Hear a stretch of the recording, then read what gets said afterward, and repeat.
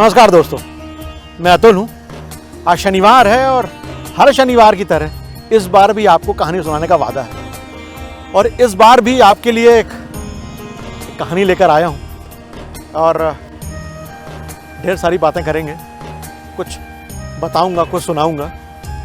दुनिया में बहुत सारे लोग या सभी कोई कुछ हासिल करना चाहते हैं, लेकिन कभी कभी किसी को वो मुकाम हासिल नहीं होता, वो मंजिल हासिल नहीं होती, वो कद हासिल नहीं होता जिसके वो हकदार होते हैं। कभी कभी बहुत कुछ बदल जाता है, इंसान कुछ भी रहे लेकिन इतिहास उसे कुछ और बताता है। शायद इतिहास वही बताता है जो वो होता है, उसने जो चीज़ें की, जो उसके द्वारा की गई, जो घटित हुई। सिद्धांत तो ये है कि यदि आप में पोटेंशियल हो, आप में मादा हो, आप में ज़बरदस्त जुनून हो तो आप अपनी मंजिल, अपना मुकाम पा ही लेते हैं। लेकिन ऐसा हर बार हो जाए, कभी कभी ऐसा होता नहीं है। कभी नियति साथ नहीं देती, कभी परिस्थिति साथ नहीं देती, कभी कभी थोड़ा ही सही लेकिन भाग्य साथ नहीं देता। आप विश्वास करें ना करें, लेकिन मैं भी बहुत नहीं करता, लेकिन एक भाग्य और एक लक फैक्टर होता है। और आज एक ऐसे महानायक की कहानी सुना रहा हूं, महाभारत के उस महानायक की जो आज भी किंवदंती है, इसके बारे में आज भी बात करना और उसके बारे में सुनना लोग पसंद करते हैं। वो एक मिसाल है, एक मैं क्या कहूँ, थरथराहट मुझे भी होती है। और उस किरदार ने, उस महानायक ने अपने शौर्य पराक्रम से तमाम चीज़ें हासिल की। वो ज़मीन से शिखर तक गया, लेकिन वो महानायक थोड़ा कलंकित भी रहा। तमाम सारी चीज़ें हैं, अपन ढेर सारी बातें करेंगे। उस काल में उस महारथी का, उस महापराक्रमी का तेज, ओज, वीरता में कोई सानी नहीं था। उसने सब कुछ अपने दम से हासिल किया, अपने शौर्य से हासिल किया। उस दौर में लोग उसे सूर्यपुत्र के नाम से जानते थे। जी हाँ, आप बिल्कुल सही समझ गए हैं, मैं कर्ण की ही बात कर रहा हूँ। और आज मैं कर्ण की ही एक कहानी सुनाने जा रहा हूँ। और वो कहानी मैंने ली है, वो उदाहरण मैंने लिया है, एक बहुत बड़े राइटर हुए हैं शिवाजी सावंत। और शिवाजी सावंत का एक ग्रंथ है, एक उपन्यास है, मृत्युंजय कर्ण पर ही बेस्ड है। और आज की मेरी कहानी भी इसी से मैंने उठाई है, यही उदाहरण है। और मैंने अपनी कहानी को नाम दिया है जब जीत कर भी हार गया कर्ण। एक तरह से मृत्युंजय कर्ण की आत्मकथा की तरह है। वो खुद अपने बारे में बता रहा है कि वो क्या है। और शिवाजी सावंत ने बहुत ही गजब की शुरुआत की है, बहुत ही कमाल लिखा है। वो पहली लाइन से ही, मतलब कर्ण की आत्मकथा कथात्मक रूप में जो बातें कहते हैं वो बहुत लाजवाब है। वो लिखते हैं कि आज मैं आपसे कुछ कहना चाहता हूँ। आप मेरी बात को सुनकर निश्चित रूप से चौंकेंगे, क्योंकि जो लोग काल के मुख में जा चुके हैं वे कैसे बोलेंगे। बिल्कुल सही है। लेकिन एक वक्त ऐसा भी आता है जब जीवित लोग मृतकों की तरह व्यवहार करने लगते हैं, उनका व्यवहार जीवित लोगों का मृतकों की तरह हो जाता है। तब मृतकों को अपनी बात सुनाने के लिए सामने आना पड़ता है। एक तरह से जो मृत्युंजय है वो कर्ण की आत्मकथा जैसा है। कर्ण अपने बारे में खुद कुछ बता रहा है, कुछ बताना चाहता है। और शिवाजी सावंत ने इसी तरह से ही मृत्युंजय को लिखा भी है। पहली लाइन में वो यही से शुरू करते हैं कि आज मैं कुछ कहना चाहता हूँ।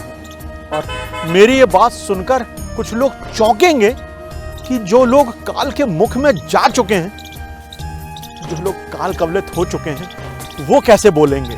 बिल्कुल ठीक बात है, वो लोग बोल ही नहीं सकते। सच ये है, जब हाड़ मांस के बने लोग मृतकों की तरह व्यवहार करने लगे, जीवित लोग, तो मृतकों को सामने आकर अपनी बात तो कहनी ही पड़ेगी। कुछ ऐसा।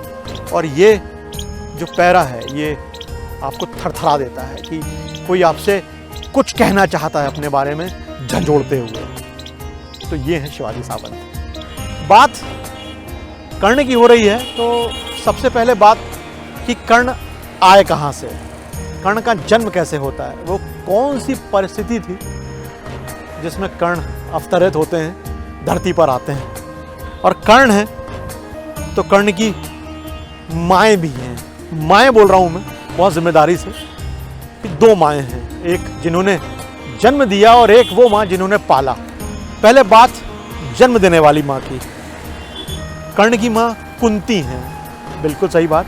कुंती यानी वही 5 बेटों वाली कुंती नहीं, ज्येष्ठ कौंतेय कर्ण है। लेकिन ये कर्ण को तब पता लगा जब बहुत देर हो चुकी थी। लेकिन पहले वो बात कि जिससे कर्ण, जहां से कर्ण पैदा होते हैं। कुंती शूरसेन की बेटी हैं। शूरसेन यानी मथुरा के शूरसेन, और कृष्ण की बुआ लगती थी कुंती। सभी जानते हैं इस बात को।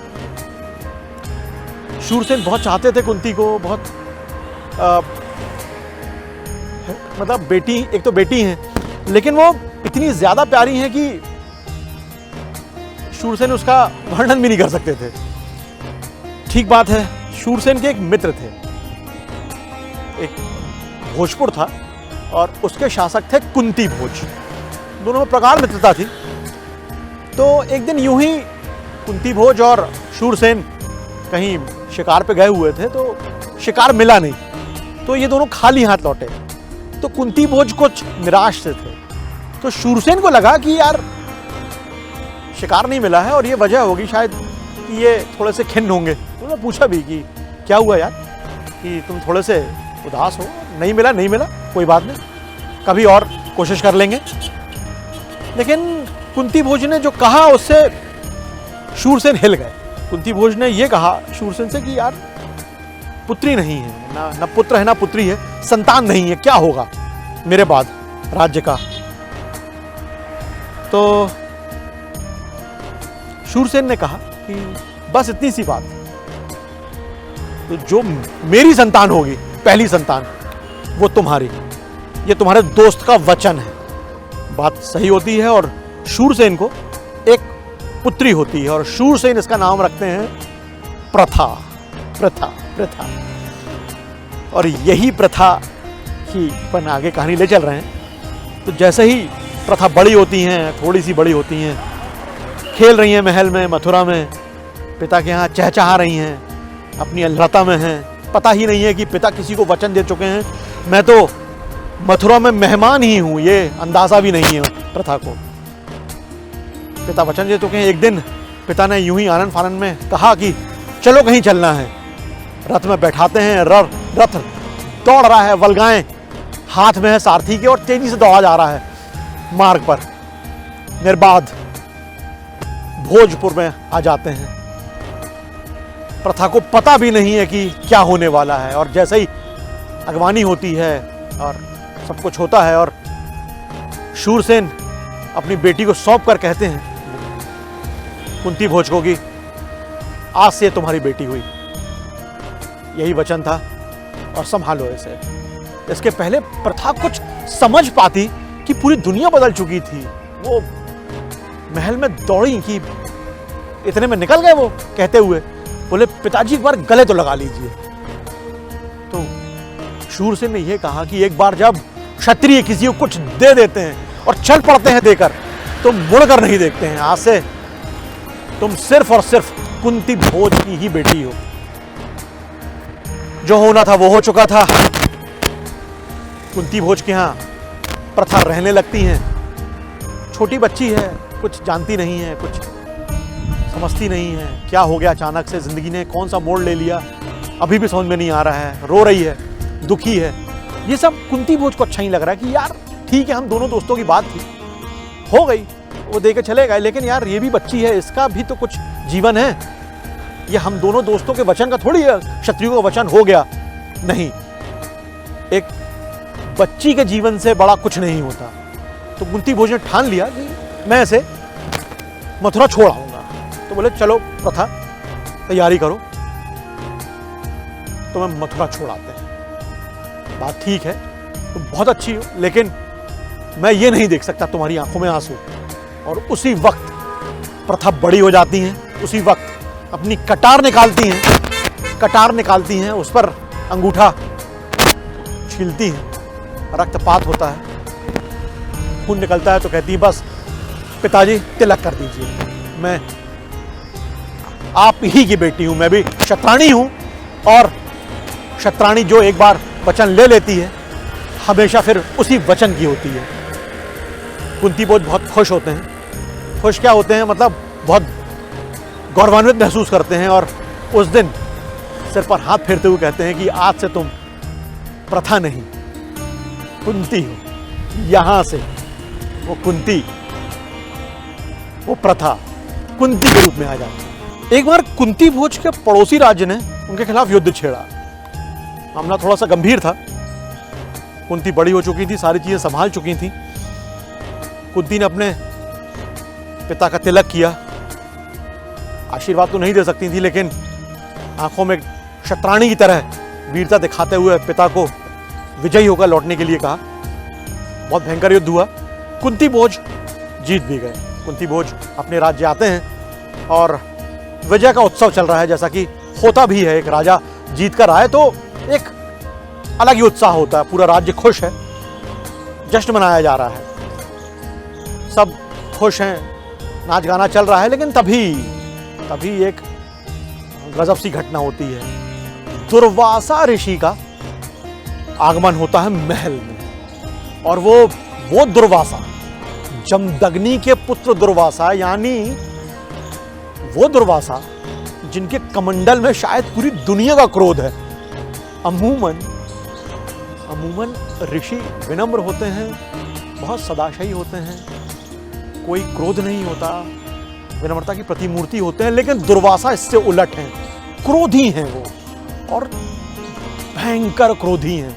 और ये सब देखते हैं वो तो सिर्फ गर्जना करते हैं कि कुंती भोज, क्या अपनी लिप्सा में, अपने उत्सव में इतने लीन हो कि तुम्हें क्या ऋषि महात्माओं के आने की भी कोई सूचना नहीं। थरथरा जाते हैं कुंती भोज, और बिल्कुल चरणों में गिरते हुए कि भगवान मुझे आपके आने की सूचना नहीं थी। फिर गर्जे दुर्वासा, कुंती भोज, क्या मुझे तुम्हें बताकर यहां पर आना होगा? कुंती भोज क्या ही कहते, बस विनम्रता से हाथ जोड़ लिए, नहीं भगवान, बस हम युद्ध जीत कर आए हैं, और उसी में प्रजा थोड़ी सी खुश है, और बस उसी का ही उत्सव है। क्षमा चाहता हूं कि मुझसे भूल हो गई। अब ठीक है, बात हो गई है, अचानक सबसे मिलवा रहे हैं, थोड़ा सा क्रोध शांत हुआ है। और उसी जो क्रोध शांत हुआ है दुर्वासा का, तो कुंती भोज ने कुंती को मिलवा दिया। भगवान, ये मेरी पुत्री कुंती। फिर दुर्वासा भड़क गए, कुंती भोज, मुझसे मजाक करते हो तुम? अरे त्रिकालदर्शी थे वो भी, तुम्हें संतान कहां से हो गई? फिर कुंती भोज के पास कोई जवाब नहीं, लेकिन एक जवाब आया।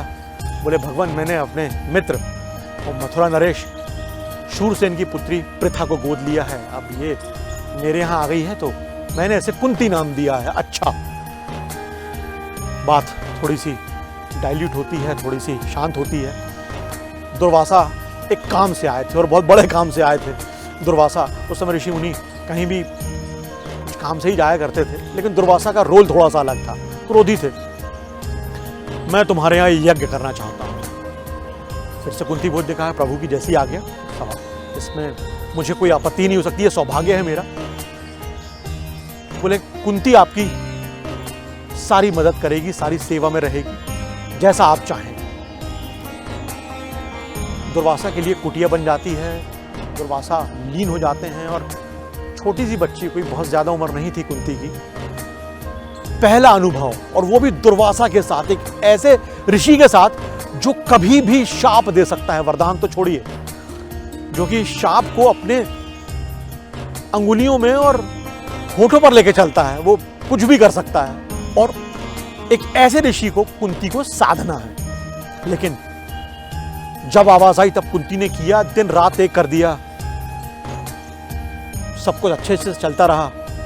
कुंती ने दिन को दिन नहीं देखा, रात को रात नहीं देखी। और इसी दिन एक दिन, शायद रात के अंतिम पहर में या आप भोर होने के पहले ही कह लीजिए, अचानक से आवाज आती है, कुंती कुंती। कुंती आंख लगी होगी या बैठी होगी, अचानक से चौंकी कि यह क्या हुआ। भागी, जिस हालत में थी वैसे ही भागी कि अरे बाप रे, ये क्या हो गया बाबा को। जाके देखते हैं तो ऋषि यानी दुर्वासा उछल रहे हैं। बोले सिद्ध हो गया, जो करने आया था वो सिद्ध हो गया। कुंती, पंच महाभूत मैंने सिद्ध कर लिए हैं, ये मेरी मुट्ठी में है। कुंती समझ नहीं पा रही है कि इन सब का होगा क्या, इन सब से मेरा क्या होने वाला है। अभी भी कुंती को कुछ नहीं पता है कि क्या लिखा है भविष्य के गर्त में। इसके पहले वो कुछ समझ पाती, फिर दुर्वासा बोले कि तूने मेरी बहुत सेवा की है, मैं तुझे कुछ देना चाहता हूं। और फिर कुछ कुंती के मन में कुछ चलता, कुछ जरा सी टोह मिलती और दुर्वासा ने हाथ में अपने कमंडल से जल लिया और कुंती के ऊपर गिराते हुए एक मंत्र पढ़ दिया। कुंती को यूं लगा कि उनके शरीर में कुछ चला गया है, कुछ मंत्र जैसा कुछ खलबली मचा रहा है, कुछ शब्द गए हैं उनके अंदर। वो मंत्र उस मंत्र के शब्द कुंती के मन में गूंजने से लगे, कुछ अभिमंत्रित से महसूस किया उन्होंने। और कुछ फिर वो सोच पाती कि फिर दुर्वासा बोले कि कुंती, मैंने पृथ्वी, आकाश, जलवायु, अग्नि को अभिमंत्रित कर लिया है, वो मेरी मुट्ठी में है और अब ये तुझे देके जा रहा हूं। ये तेरी मेहनत का, तेरी अपूर्व मेहनत का प्रसाद है। और जिस भी शक्ति को तू सोचकर, देखकर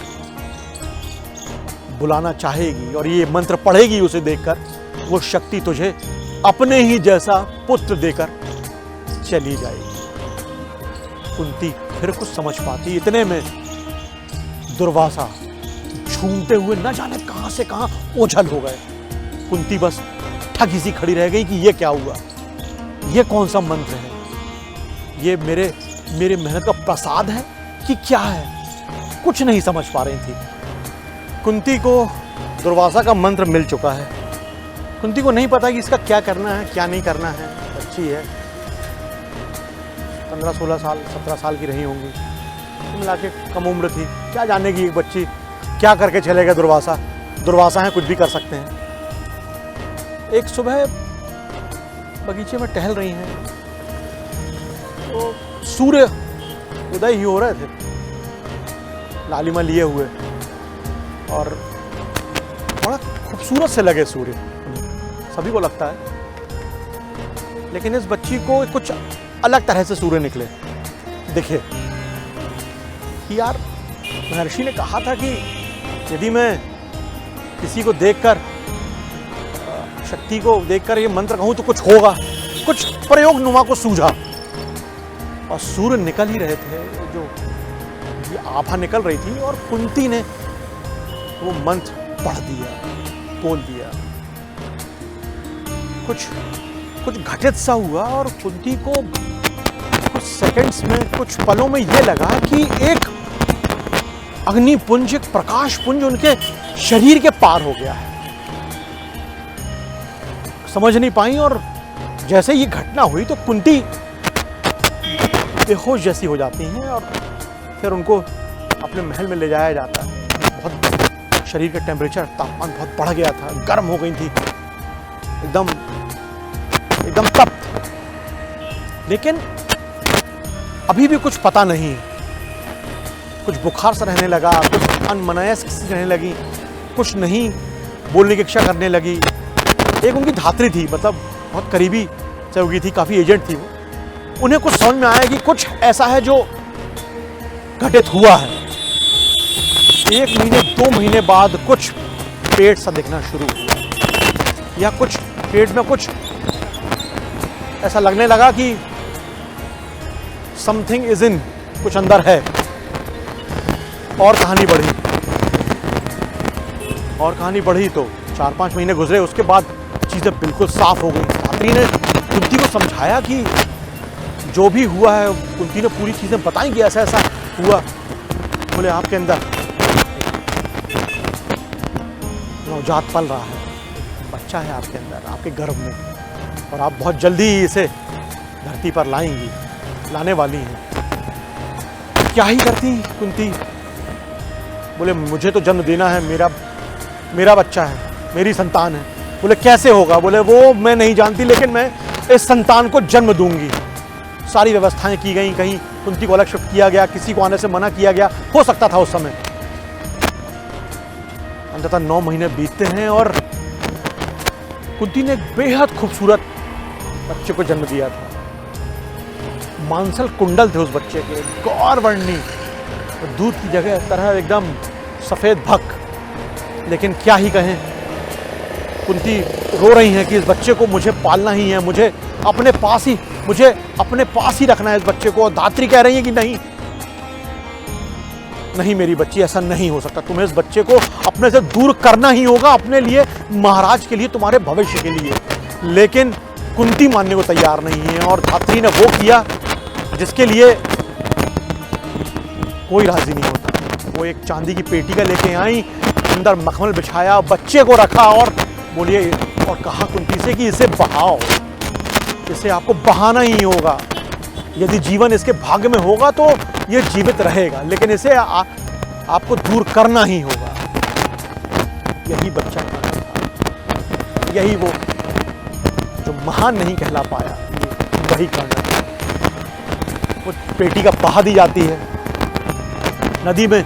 वो पेटिका अश्व नदी, चर्मणवती नदी से होते हुए चलती चली जा रही, फिर गंगा में जाती है, तो चंपा नगरी के पास पहुंचती है पेटिका, और वो पेटिका मिलती है अधिरथ और उनकी पत्नी राधा को। अधिरथ सूत हैं, यानी छोटी जाति के हैं।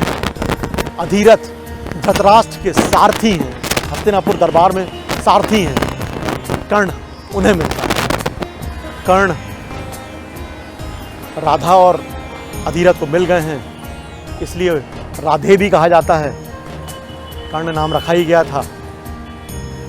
चंपावती में खेल रहे हैं, बड़े हो रहे हैं। कर्ण का एक छोटा भाई भी था, उसका नाम शोण था। शत्रुंतब कहते थे उसे, लेकिन कर्ण उसे शोण बुलाता था। दोनों खेल रहे हैं, और कभी कभी शोण कहता था कर्ण से कि भैया तेरे मांसल कुंडल बहुत अच्छे लगते हैं, तेरे कुंडल इतने अच्छे क्यों हैं?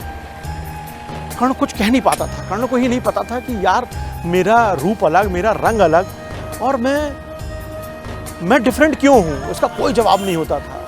फिर कभी शोण कहता कि भैया जब तुम रात में सोते हो तो इन कुंडल की जो नीली आभा है ये तुम्हारे चेहरे पर आ जाती है, और तुम्हारा चेहरा और सुंदर लगने लगता है। कर्ण ये सब बातें सुनता था तो बहुत थरथराता था कि आखिर मैं हूं कौन? ये प्रश्न लगातार उसके दिमाग में खलबलाते रहते थे, लेकिन जवाब कोई नहीं। कभी कर्ण और शोण घूमने जा रहे हैं, तो फिर शोण का आइडियल था कर्ण, और वो ये कहता था कि वसु भैया बुलाता था शोण, और वो ये कहता था कि वसु भैया, गरुड़ उड़ रहे हैं, पक्षी उड़ रहे हैं। गरुड़ तो बहुत जबरदस्त पक्षी माना जाता है। तो शोण कहता था कि भैया तू भी जाएगा ना रे इन गरुड़ों से ऊपर, जाएगा ना रे? मैं बोल रहा हूं और मैं थोड़ा सा भावुक हो रहा हूं। और कर्ण कहता था कि हाँ जाऊंगा इन गरुड़ों से ऊपर, तू कहता है तो मैं जाऊंगा इन गरुड़ों से ऊपर। ऐसी ही बातें चलती रहीं। अधिरथ हस्तिनापुर से चंपा नगरी आते रहते थे, जाते रहते थे। एक बार वो आते हैं और घर में राधा से कहते हैं अपनी पत्नी से कि अब कर्ण और शोण को भी लेकर जाने का वक्त आ गया है, और कर्ण की चंपा नगरी छूट रही थी। कर्ण जब रथ में बैठा तो लगा कि ये शायद अब न जाने क्या हो, ये वो नगरी जहां मैं पला बढ़ा, जहां मैं उसके लिए तो पैदा ही हुआ था, लेकिन वो नगरी छूट रही थी। सब वो गंगा छूट रही थी, वो जंगल छूट रहे थे, वो बगीचे छूट रहे थे, वो मित्र छूट रहे थे, कुछ और होने वाला था। अधिरथ कर्ण को लेकर आ जाते हैं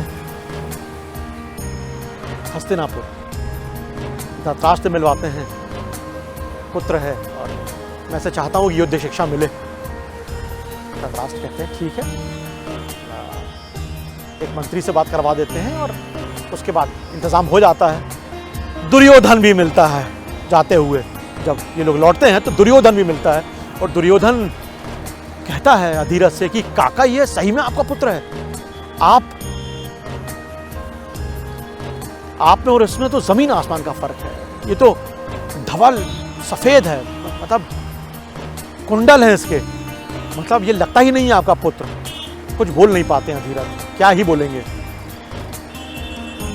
खैर आखिरकार द्रोण की युद्धशाला में जाते हैं और द्रोण से मिलते हैं। द्रोण थोड़े से अनमनस्क से रहते हैं, जब ये कहते हैं कि बच्चे का आपके यहाँ दाखिला करवाना है, आप भर्ती करवाना है ताकि कुछ युद्ध शिक्षा ले सके, तो द्रोण कहते हैं ये तो राजकुमारों के लिए है, और मैं तो राजपुत्रों को शिक्षा देता हूँ, तुम्हारा पुत्र है तो ठीक है, बहुत ज़्यादा कुछ नहीं कहते।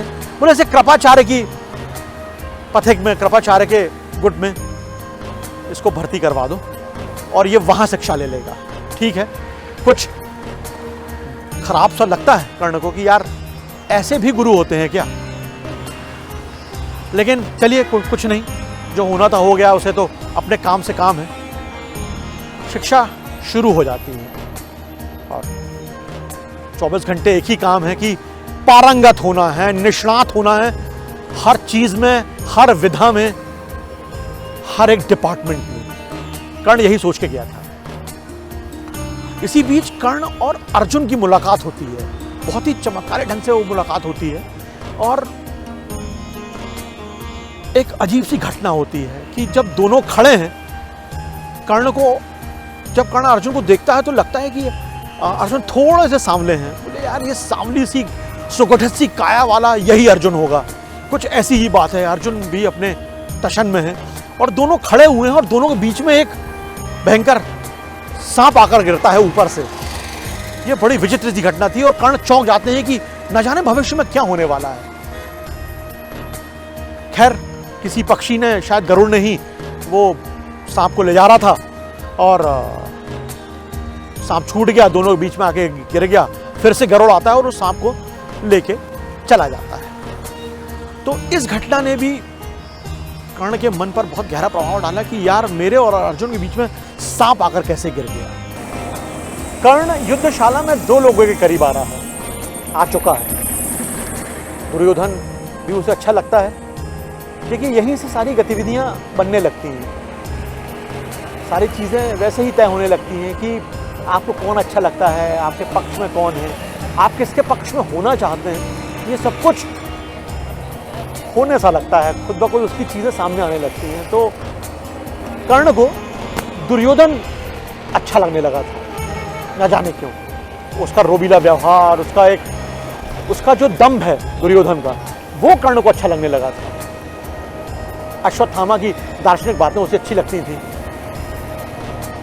तो तभी इस बीच कुछ घटनाएं हुई और कर्ण और शोण फिर से चंपानगरी गए, और जब चंपानगरी से लौटकर आए तो इस बीच हस्तिनापुर में एक प्रतियोगिता हो गई थी, छोटी सी, और द्रोण अपने सभी शिष्यों को, कौरव पांडव सभी को इसे घुमाने ले गए थे, और उन्होंने वही जो पेड़ वाली चिड़िया की आंख वाली बात थी, वही की उन्होंने चिड़िया को दिखाते हुए सबसे यही पूछा कि किसे क्या दिख रहा है। किसी ने कुछ कहा, भीम ने कहा फल दिख रहे हैं, किसी ने कहा सब कुछ दिख रहा है, आसमान दिख रहा है, किसी ने कहा पहाड़ दिख रहा है, अर्जुन ने कहा कि मुझे चिड़िया की आंख दिख रही है। जब कर्ण लौट कर आया तो अश्वत्थामा मित्र था, तो अश्वत्थामा ने पूछा कि ऐसा ऐसा हुआ था, तुम होते तो क्या कहते। कर्ण ने कहा कि मैं कहता कि जब मेरे सामने लक्ष्य होता है तो फिर कर्ण रह ही नहीं जाता, वो कर्ण का पूरा शरीर बाण हो जाता है, और केवल बाण ही नहीं हो जाता है, बाण का अग्रभाग, वो नुकीला भाग और लक्ष्य बिंदु हो जाता है कर्ण। और इस दौरान मुझे सिर्फ तिल के बराबर ही जगह दिख रही है, इससे ज्यादा कुछ नहीं। और यही सब सुनना था, और अश्वत्थामा ने कर्ण की पीठ थपथपा दी कि मैं ऐसा ही कुछ सुनना चाहता था। फिर एक बड़ी घटना होती है, और वो बड़ी घटना ये है कि सब सीख रहे हैं, सब करीब करीब सीख चुके हैं, और द्रोण ये घोषणा करते हैं कि अब एक अंतिम परीक्षा होगी, अब एक अंतिम परीक्षा होगी, और उसमें यह तय करना है कि कौन सर्वश्रेष्ठ युद्ध लड़ाका है, कौन सर्वश्रेष्ठ बेसिकली तो धनुर्धारी है। और वो साबित करना चाहते थे कि अर्जुन से बेहतर, अर्जुन इज द बेस्ट। प्रतियोगिता इसी के लिए थी, उन्होंने विश्वास था कि ऐसा ही होने वाला है। प्रतियोगिता का दिन आ जाता है, लेकिन प्रतियोगिता शुरू होने के पहले एक बड़ी घटना घटी थी कि एक बड़ी घटना यह घटी कि उस दिन सूर्य नहीं निकले, उस दिन सूर्य नहीं निकले, और सूर्य कर्ण के इष्ट हैं, सूर्य के बिना कर्ण का कोई काम नहीं होता। तो कर्ण के लिए बहुत चिंता में डालने वाली बात थी। कर्ण का चेहरा थोड़ा सा कुम्हलाया हुआ था। तो शोण ने यह कहा कि भैया आज तुम प्रतियोगिता में मत जाओ, तुम्हारे गुरुदेव नहीं आए हुए हैं। क्या करे कर्ण, वचन देना पड़ा। बोले भैया मुझे कुछ अनिष्ट की आशंका हो रही है। कर्ण ने वचन दिया कि जब तक सूर्य मेरे गुरुदेव प्रकट नहीं होंगे, बादलों से नहीं झांकेंगे, मैं नहीं जाऊंगा, मैं प्रतियोगिता में नहीं उतरूंगा, कदम ही नहीं निकालूंगा। कर्ण बाढ़ जो रहा है कि वो हो। सभी प्रतियोगिता में उतरते हैं, भील गदा लेकर, दुर्योधन गदा लेकर। अर्जुन ने कमाल कर दिया है, घोड़ों को काबू में करना हो, आसमान में कुछ तोड़ना हो, कुछ ऐसा करना हो कि मतलब कोई 4 टुकड़े करने हो, घोड़े पर बैठना हो। अर्जुन अमेजिंग है। अर्जुन ने वो सारे करतब किए जो लाजमी थे, जो होने चाहिए थे। सभी को छो रहा है, तालियों की गड़गड़ाहट है, लोग फूले नहीं समा रहे हैं, सब कह रहे हैं कि वाह अर्जुन, वाह अर्जुन। द्रोण के चेहरे पर स्मित मुस्कान की रेखा है, वो यही सब सुनना ही चाहते हैं। अर्जुन उनके प्रिय शिष्य हैं, टैलेंटेड भी हैं, अकूत टैलेंटेड है अर्जुन। लेकिन बाहर एक आदमी कसमसा रहा है कि यह सब मुझे भी करना है। और अचानक तभी सूर्य बादलों से झांकते हैं और कर्ण अपना अंगोछा ऐसे डालकर और उछलते हुए उस भूमि में आता है कि और घोषणा करता है कि मैं भी वही सब करना चाहता हूं जो अर्जुन ने किया है।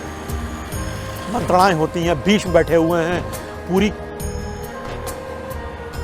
पूरा क्रू दिग्गज बैठे हुए हैं सभी, लेकिन सब मंत्रणा करते हैं। द्रोण बैठे हुए हैं, क्या किया जाए। भीष्म कहते हैं कि नहीं, ये कुरुवंश का मैदान है और यहां वीरों को मौका दिया जाता है और मौका देना ही होगा। और कर्ण वो सब करना शुरू करता है चपलता से, जो अर्जुन ने किया है वैसे ही, उसी रूप में ही सारी चीजें फिर से वैसे ही होती हैं। लोगों की फिर से तालियों की गड़गड़ाहट, फिर से साधुवाद, जय हो के नारे जो अर्जुन के में भी लगे थे। अब सबसे मुख्य बात अब होनी है ध्वनि बाण की परीक्षा की, जिस पर आपको ध्वनि पर आपको अपना बाण चलाना है। एक ध्वनि होगी और उसमें आपको यह सिद्ध करना है कि आप निशाना साध सकते हैं। और बात थी एक कुत्ते के भौंकने की कि आपको वो कहां से आवाज आ रही है और उस पर बाण चलाना है। कुत्ते ने भौंका, दोनों तैयार थे, वीरासन लगा हुआ था। वीरासन कुछ इस तरह का होता है, ये ऐसे करके और इस तरह से कुछ किया जाता है, ये वीरासन कहा जाता है। दोनों वीरासन लगाए हुए हैं और जैसे ही कुत्ते ने भौंका, अर्जुन ने बाण छोड़ दिया। अर्जुन का बाण कुत्ते को लगता है, कर्ण का नहीं लगता।